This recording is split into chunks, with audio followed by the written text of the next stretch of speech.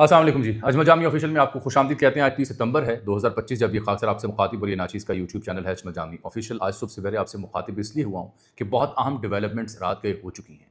مسئلہ فلسطین غزہ کے ساتھ جو صورتحال درپیش ہے اس کا ایک ممکنہ حل ہے 21 نکات کا ڈونلڈ ٹرمپ کا فارمولہ اب منظر عام پر آ چکا ہے۔ اس پہ پہلے بھی میں نے اپنے ویلاگ میں گفتگو کی اور بہت شکریہ، جب بھی کسی بین الاقوامی ایشو کے اوپر ہم معلومات کے ساتھ ثبوت کے ساتھ آپ سے مخاطب ہوتے ہیں تو میرے دیکھنے والوں نے اسے بڑا پسند کیا، کیونکہ آپ کو یاد ہوگا جب یہ چینل ہم نے شروع کیا یوٹیوب پہ اجمل جامی آفیشیل تو ہمارا ایک ہی موٹو تھا اور وہ یہ تھا کہ لیس فنکاری مور جانکاری، معلومات آپ کو دینی چاہیے۔ اس معاہدے میں لکھا کیا ہے، کیسے مسلمان ممالک بالخصوص پاکستان، سعودی عرب، انڈونیشیا اس کا حصہ ہو سکتے ہیں اور اس سے خدشات کیا ہیں، کیا ذمہ داری ان مسلم ممالک کو دی جا رہی ہے۔ اور ایک سب سے اہم بات، ٹونی بلیئر کا نام آپ نے سنا ہوگا، وزیر اعظم رہے برطانیہ کے 2-3 بار، یہ وار کرمنل بھی ہیں عرب ممالک کے نزدیک، کیونکہ انہوں نے جھوٹ بولا تھا کہ عراق میں کیمیائی ہتھیار ہیں، جس کا بعد میں انہوں نے اعتراف کیا، اور پھر ان کی امریکہ کے ساتھ مل کر نیٹو نے، برطانیہ نے عراق میں انویژن کی تھی۔ اس شخص کا کردار اس منصوبے میں، غزہ میں امن لانے کے منصوبے میں بڑا ہی خوفناک کردار کھل کے سامنے آ رہا ہے، جس کے اوپر یہاں برطانیہ میں بیٹھے جارج گیلووے جو کہ ایکٹیوسٹ ہیں، براڈ کاسٹر ہیں، کھل کے بات کرتے ہیں ایلیٹ کیپچر کے اوپر۔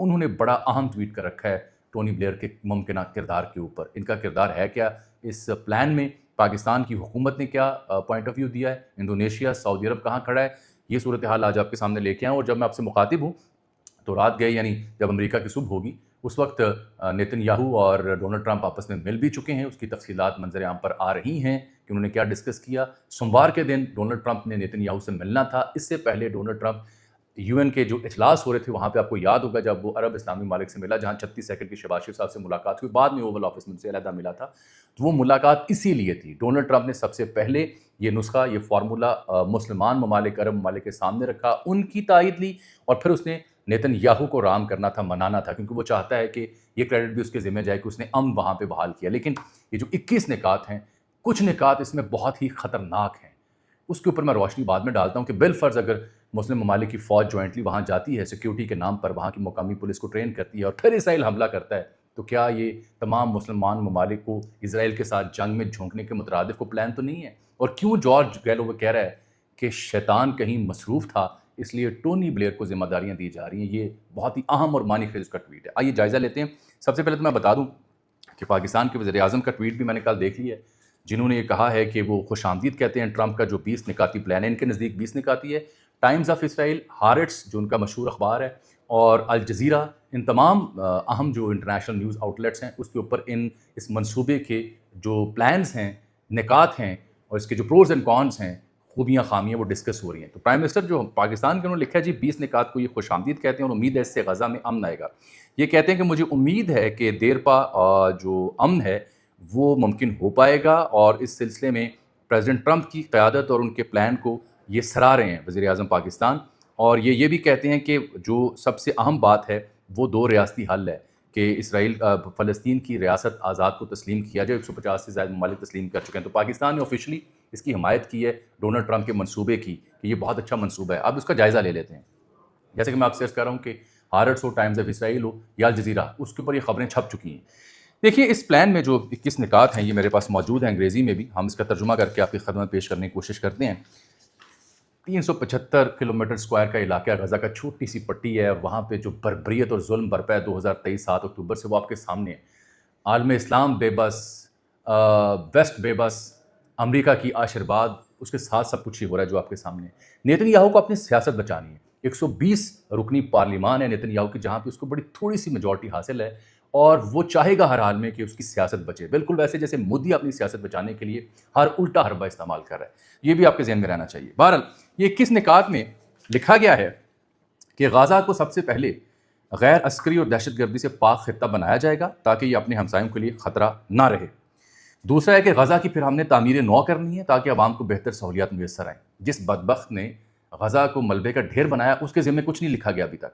نمبر 3، اسرائیل اور حماس کے منصوبے پر اتفاق کے فوراً بعد جنگ ختم ہوگی اور اسرائیلی فوج بتدریج انخلا کرے گی۔ جنگ بندی کرنے پہ اتفاق کیا گیا لیکن بتدریج انخلا کرے گی، یہ نہیں طے کیا جا رہا کہ فوراً انخلا کرے گی، کچھ اس کی موجودگی رہے گی بتدریج، مرحلہ وار۔ نمبر 4، اسرائیل کی جانب سے منصوبہ قبول کرنے کے 48 گھنٹے کے اندر تمام زندہ اور جاں بحق یرغمالیوں کو واپس کیا جائے گا. جو اسرائیل کا دعویٰ ہے کہ 48 سے زائد لوگ حماس کے پاس ہیں اسرائیل کے، ان کو واپس کیا جائے گا، جو جاں بحق بھی ہیں کچھ اس میں اور کچھ زندہ ہیں. اور یرغمالیوں کی رہائی کے بعد اسرائیل سینکڑوں فلسطینی قیدیوں اور 1000 سے زائد گرفتار غزہ کے باشندوں کو رہا کرے گا بدلے میں. نمبر 6، حماس کے وہ اراکین جو پرامن بقائے باہمی پر راضی ہوں گے انہیں عام معافی دی جائے گی، جبکہ دیگر کو محفوظ راستہ دیا جائے گا یہاں سے نکل جائیں. نمبر 7، معاہدے کے بعد روزانہ کم از کم 600 ٹرک امداد غزہ میں داخل ہوں گے. بنیادی ڈھانچے کی بحالی اور ملبہ ہٹانے کا کام شروع ہوگا. ابھی بھی فریڈم فروٹیلا اور دیگر کوششیں ہوتی ہیں کہ وہاں بھوکے جو بچے ہیں ان تک خوراک پہنچے نہیں جانے دی جاتی. منصوبہ طے پا گیا، اللہ کرے کچھ ایسا ہو، اس میں 600 ٹرک امداد روزانہ جائے گی. امداد کی تقسیم اقوام متحدہ، ریڈ کریسنٹ اور دیگر غیر جانبدار ادارے کریں گے. دونوں فریق مداخلت نہیں کریں گے. یہ نمبر 8 ہے. نمبر 9 پہ ہے غزہ میں عبوری ٹیکنوکریٹ حکومت قائم ہوگی جسے امریکہ اور عالمی ادارے نگرانی فراہم کریں گے. بعد ازاں اصلاحات کے بعد فلسطینی اتھارٹی کو کردار مل سکتا ہے. یہ کب طے ہوگا کہ واپس فلسطینی اتھارٹی کو اس کا گورننس ملے گی، یہ ہو سکتا ہے پہ چھوڑا ہے. اب یہاں میں رک رہا ہوں، نمبر 9 نکات میں نے آپ کو بتایا. یہاں انٹری ہوتی ہے ٹونی بلیئر کی. الجزیرہ نے لکھا ہے کہ یہ اصل میں ٹونی بلیئر کی ایک آرگنائزیشن جس کا نام ہے Tony Blair Institute for Global Changes. اس کا موٹو ہے turn bold ideas into reality. Tony Blair صاحب آپ کو پتہ ہی ہے، میں نے پہلے ابتدائی میں ذکر کیا کہ عرب ممالک سمجھتے ہیں کہ وار کرمنل ہے. عراق میں جو انویژن ہوئی تھی اس پہ ذمہ داری اس پہ عائد کرتے ہیں کہ اس نے کہا تھا کہ وہاں پہ کیمیائی ہتھیار ہیں، اور بعد میں شخص نے خود معذرت کی تھی، غلطی ہوئی، غلط رپورٹ تھی. تو ٹونی بلیئر کی جو ادارہ ہے وہ ایسے پلانز بنا رہا تھا امریکہ اور اسرائیل کے ساتھ مل کے اور کچھ عرب ممالک کے ساتھ مل کے کہ غزہ کا پرامن حل کیا ہو سکتا ہے، وہاں گورننس ماڈل کیا ہے. تو الجزیرہ کا یہ ماننا ہے کہ ٹونی بلیئر کا اس میں بڑا کردار ہے. ایک مشرق وسطیٰ میں خصوصی ایلچی ہیں امریکہ کے اسٹیو وٹکاف، ان کو بھی بڑا اہم کردار کیا سمجھا جا رہا ہے. ٹونی بلیئر کو غزہ میں جو عبوری سیٹ اپ بنے گا، اب میں آپ کو خبر دے رہا ہوں، اس میں ایک رائے یہ ہے کہ ٹونی بلیئر اس غزہ کی اتھارٹی کا لیفٹیننٹ گورنر یا قائم مقام صدر یا سربراہ ہو سکتا ہے. اور اس کا پلان کیا ہے؟ غزہ انٹرنیشنل ٹرانزیشنل اتھارٹی قائم کی جائے، گیٹا GITA. یہ ٹونی بلیئر کا پلان ہے، غزہ انٹرنیشنل ٹرانزیشنل اتھارٹی قائم کی جائے، اپ ٹو سیورل ایئرس، کئی سالوں تک اسے قائم رکھا جائے. یہ اس کا پلان ہے جو الجزیرہ نے شائع کیا ہے. یہ پھر یہی جو اتھارٹی ہوگی گیٹا، یہ اقوام متحدہ کا مینڈیٹ لے گی، اور پھر جب اس اتھارٹی کو لگے گا اور اقوام متحدہ کو، امریکہ کو، کہ اب معاملہ ٹھیک ہے، پھر فلسطینی اتھارٹی کے ہاتھ میں یہ گورننس کا ماڈل دیا جائے گا. یہ سب سے خوفناک شک ہے. اسی وجہ سے اس کے اوپر جو جارج گیلووے ہیں، مشہور زمانہ برطانوی براڈ کاسٹر ہیں، اوپینین میکر ہیں، ایکٹیوسٹ ہیں، صحافی ہیں، کبھی لیبر پارٹی کا حصہ بھی رہے، اور یہ کھل کے تنقید کرتے ہیں یہ جو اشرافیہ کا کیپچر ہے، ایلیٹ کیپچر ہے ویسٹ میں اور امریکہ میں. جارج گیلووے نے ایک ٹویٹ کیا، میں پڑھ کے سناتا ہوں. وہ کہتے ہیں once it was clear that Saturn was fully occupied elsewhere, Tony Blair was obviously a choice for Netanyahu and Donald Trump for this plan. ان کا مفہوم یہ ہے کہ غالباً شیطان کسی اور جگہ مصروف تھا، اس لیے نیتن یاہو اور ٹرمپ کو ٹونی بلیئر کا نام سوجا. تو جارج گیلووے اگر ٹونی بلیئر کی شان میں یہ لکھ بتا رہا ہے کہ اصل میں یہ شخص کون ہے، اس کا کردار کیا ہے، تو آپ اس سے خود سمجھ جائیں کہ کتنی خوفناک یہ پلان اور ایکشن ہو سکتی ہے. میرا خیال ہے اور امید ہے کہ عرب اور اسلامی ممالک اس پہ ایگری نہ کریں، اللہ کرے ایسا ہو. یہ 9 میں نے نکات بیان کی اور ساتھ ٹونی بلیئر کی اہمیت آپ کو بتائی کہ اس کا آئیڈیا ہے اور اس کا خیال ہے کچھ لوگوں کا کہ یہ وہاں پہ گورنر ہو سکتا ہے. 10ویں پوائنٹ پہ کہتے ہیں ماہرین کی مدد سے ایک معاشی منصوبہ تیار کیا جائے تاکہ غزہ کو جدید خطوط پر دوبارہ استوار کیا جائے. ایک معاشی زون بنایا جائے گا جہاں کم ٹیرف اور سرمایہ کاری کی ترغیبات دی جائیں گی. کسی کو غزہ سے زبردستی نہیں نکالا جائے گا، عوام کو یہیں مستقبل کی ضمانت دی جائے گی. حماس کو غزہ کی حکومت میں کوئی کردار نہیں دیا جائے گا اور عسکری تنصیبات ختم کی جائیں گی. خطے کے شراکت دار ممالک سلامتی کی ضمانت دیں گے تاکہ غزہ امن قائم رکھ سکے. خطے کے شراکتی ممالک سلامتی کی ضمانت دیں گے. لیٹس سے اسلامی فوج، عرب ممالک کی فوج وہاں تعینات ہوتی ہے جو اس منصوبے کا حصہ ہے، وہ تو اپنی طرف سے سلامتی کی، سیکیورٹی کی ضمانت دیتے ہیں. اسرائیل اٹیک نہ کرے، اسرائیل انٹروڈ نہ کرے، اس کی ضمانت کون دے گا؟ یہ ہے سب سے بڑا المیہ. آگے چلیں. یہ سب سے اہم نقطہ آگے آنے لگا ہے. عرب ممالک کے تعاون سے ایک عبوری بین الاقوامی فورس غزہ میں تعینات ہوگی جو مقامی پولیس کو تربیت دے گی. عرب ممالک کی فوج، اسلامی ممالک کی فوج وہاں پہ بھیجی جائے گی، ایک عبوری بین الاقوامی فورس، اور وہ غزہ میں پولیس کو تربیت دے گی اور وہاں کی سیکیورٹی کو میک شور کرے گی.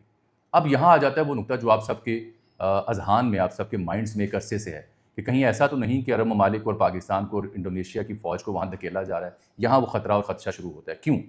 انڈونیشیا کے جو صدر ہیں इनका नाम है प्रभु सुबियांतो। इन्होंने अक़वाम मुत्तहिदा में जनरल असम्बली की तकरीर में ये कहा था कि अगर ऐसा कोई मनसूबा बनता है तो हम 20,000 के करीब फ़ौजी वहाँ भेजने को तैयार हैं। मेरी इत्तला ये है कि डोनाल्ड ट्रंप ने सऊदी अरब, पाकिस्तान समेत दीगर तमाम अहम इस्लामी ममालिक से इस मनसूबे पे ऐसे ही बात की है, और वो चाहते हैं कि इस्लामी ममालिक की एक जॉइंट फोर्स बन के वहाँ जाए गाज़ा में, जो कि सिक्योरिटी को मेक श्योर करे और उनकी पुलिस को तरबियत दे, नई पुलिस खड़ी करे, और जब वो ट्रांजिशनल फेज़ ख़त्म हो तो वहाँ से निकल आएँ। ये है वो सबसे ख़तरनाक लम्हा कि अगर इस्लामी फ़ोर्स वहाँ जाती है। सबसे पहला सवाल तो ये, क्या पाकिस्तान ट्रुप्स भेजेगा? इस हवाले से हुकूमत पाकिस्तान का कोई ऑफिशियल रद्द-ए-अमल नहीं अभी तक आया। अभी तक सिर्फ शहबाज शरीफ ने सिर्फ वेलकम किया है। अभी तक इस पे पाकिस्तान स्टेटेड पोजीशन लेने से इनकारी है, कोई वाज़ेह जवाब नहीं दे रहा। अगर वहाँ पे इस्लामी फ़ौज चली जाती है और किसी दहशतगर्दी का मुबैना इल्ज़ाम लगा के इसराइल दोबारा हमला करता है गाज़ा पे, जहाँ इस्लामी फ़ोर्स तैनात होगी, तो फिर क्या होगा? फिर तो यही होगा ना कि इसराइल ने इस्लामी ममालिक की जॉइंट फोर्स पे हमला कर दिया, उन इस्लामी ममालिक पे हमला कर दिया। तो इस सूरत में एक बड़ी जंग और इसराइल को एक बड़ी आशिर्वाद दोबारा मिल गई, तो क्या होगा? ये है सबसे अलार्मिंग पॉइंट। आगे, इसराइल गाज़ा पर कब्ज़ा या इल्हाक नहीं करेगा और फ़ौजी इलाके आलमी फ़ोर्स के हवाले करेगा जो वहाँ तैनात होगी। अगर हमास ने मनसूबा मुस्तरद किया तो भी गैर अस्करी इलाकों में ये निकात नाफिज होंगे। इसराइल कतर पर मजीद हमले नहीं करेगी, ये गारंटी दे दी गई बिलाखिर। अमरीका और आलमी बरादरी कतर के सालसी किरदार को तस्लीम करेंगे कि अगर कतर सालसी कर और वहाँ पे हमास या हिजबुल्लाह के लोग बैठे होंगे तो दोबारा इसराइल हमला नहीं करेगा। गाज़ा और इसराइल की आबादी में इंतहा पसंद के खात्मे के लिए बैनुल मुज़ाहिब मुकालमा शुरू किया जाएगा। जब गाज़ा की तामीर नौ मुकम्मल होगी और फ़लस्तीनी अथॉरिटी इस्लाहात करेगी तो फ़लस्तीनी रियासत के क़याम का रास्ता खुल सकता है। यानी ये जो आज़ाद फ़लस्तीनी रियासत के क़याम का ख्वाब है, इसके ऊपर भी शर्त लग गई कि जब गाज़ा की तामीर नौ मुकम्मल होगी, जिसका ज़िम्मेदारी अक़वाम मुत्तहिदा अरब इस्लामी ममालिक को दी जा रही है, तो फ़लस्तीनी अथॉरिटी इस्लाहात करे, फिर फ़लस्तीनी रियासत के क़याम का रास्ता खुल सकता है। अमरीका, इसराइल और फ़लस्तीन के दरमियान मुज़ाकरात के ज़रिए पुरअमन बक़ाए बाहमी के सियासी उफ़क़ पर बातचीत होगी। ये हैं 21 निकात, जिसमें 3 वो निकात जो सबसे अलार्मिंग हैं, वो मैंने आपकी खिदमत में खुल कर बयान कर दिए हैं, जहाँ से मुझे ख़दशा है कि प्रॉब्लम हो सकती है। आगे सुने। नेतन्याहू ने फॉक्स न्यूज़ को ये बताया कि अगर हमास जंग ख़त्म करे और तमाम यरगमालिक को रिहा कर दे तो हम उन्हें जाने देंगे। उन्होंने ये भी कहा कि ये सब एक बड़े मनसूबे का हिस्सा है जिस पर मुज़ाकरात जारी हैं। यानी नेतन्याहू इस पर ऑन बोर्ड है। ये चाहते हैं हमास का खात्मा वहाँ से निकल जाए और फिर ये इस्लामी फ़ोर्स आए, ट्रांजिशनल अथॉरिटी बने, और फिर हम इसराइल वहाँ से विड्रॉ करें गाज़ा से। अब नेतन्याहू से जो उसकी मुलाकात है डोनाल्ड ट्रंप की, जो रात हो चुकी, ये 2 साल से ऐसी मुलाकातें, ऐसी बातें, ऐसी अफवाहें आपके सामने थीं, लेकिन पहली बार हुआ है कि ये मुआहदा इस तरह से खुलकर सामने आया है। 7 अक्टूबर 2023 के वाक़यात के बाद इसराइल ने गाज़ा पे हमले करना शुरू किए थे, और आपको याद होगा अब तक 65,000 से ज़ायद अफराद शहीद हुए, जिनमें अक्सरियत आम शहरियों की है। इसमें अहम किरदार जो है वो सऊदी अरब, पाकिस्तान, खलीजी ममालिक और इंडोनेशिया जैसे ममालिक का है। मुझे सिर्फ सबसे ज़्यादा तशवीश इस बात पे होगी कि पाकिस्तान का किरदार क्या एक मीडिएटर के तौर पर है, या पाकिस्तान को अमली तौर पर फ़ौज भेजना पड़ेगी। मेरी दुआ और उम्मीद है कि अमली तौर पर हम फ़ौज ना भेजें। कुछ दीगर मुंतज़मीन की सूरत में, ऑर्गेनाइज़र्स की सूरत में, मैनेजरियल सूरत में अगर कोई ऐसा प्लान बनता है तो वहाँ बिस्मिल्लाह ज़रूर करनी चाहिए। अमली तौर पर फ़ौज भेज के प्रॉब्लम हो सकती है। इस जंग में हमें झोंका जा सकता है। ट्रंप फ़िलहाल मेडल अर्न करना चाहता है, नोबेल इनाम लेना चाहता है, और उस वक्त इसके पास 2 ही मसले हैं ना जो ये हल नहीं कर सका। एक इसराइल की जो कोई जंग है जो बार बार हमले करता है फ़लस्तीन पे और गाज़ा पे, और दूसरा यूक्रेन और रूस। यूक्रेन और रूस पे भी सुन लें। कल रात ही रूस ने बड़ा हमला किया यूक्रेन के ऊपर, बहुत बड़ा हमला किया। दर्जनों रॉकेट और ड्रोन उसने भेजे हैं, और ख़बर मेरे पास ये भी है कि ट्रंप के कुछ ज़िम्मेदारों ने टीवी पे बैठ के कहा है कि हमने लॉन्ग रेंज जो टॉमाहॉक मिसाइल्स हैं वो देने हैं या नहीं देने यूक्रेन को, ताकि वो भी रूस पे हमला करे, इसका फैसला होना है। तो ट्रंप को लगता है कि ये 2 मसले अगर वो हल कर ले तो उसे नोबेल इनाम मिल सकता है। वो बताना चाह रहा है दुनिया को कि मैं दुनिया के मसाइल हल करने वाला बंदा हूँ। इस बीच में देखना अरब इस्लामी ममालिक ने है कि वो कैसे अपने आप को वे इन करते हैं। मनसूबे के निकात, उसमें जो 3-4 मसले जिनके ऊपर मुझे तशवीश हो रही है वो आपके सामने मैंने रख दिए हैं। और फिर जॉर्ज गैलो वो जो कह रहा है कि टोनी ब्लेयर से पनाह मांगें, लगता है शैतान कहीं और मसरूफ़ है, इसलिए इस बंदे का नाम दिया जा रहा है। ये तो वॉर क्रिमिनल है। आपको मैंने तफसील इसकी सारी बता दी है। इस उम्मीद और दुआ के साथ कि अल्लाह ताला हम सब पे रहम करे, फ़ज़ल करे और कोई बेहतरी की गुंजाइश निकले, मुझे इजाज़त दीजिए। अल्लाह हाफ़िज़।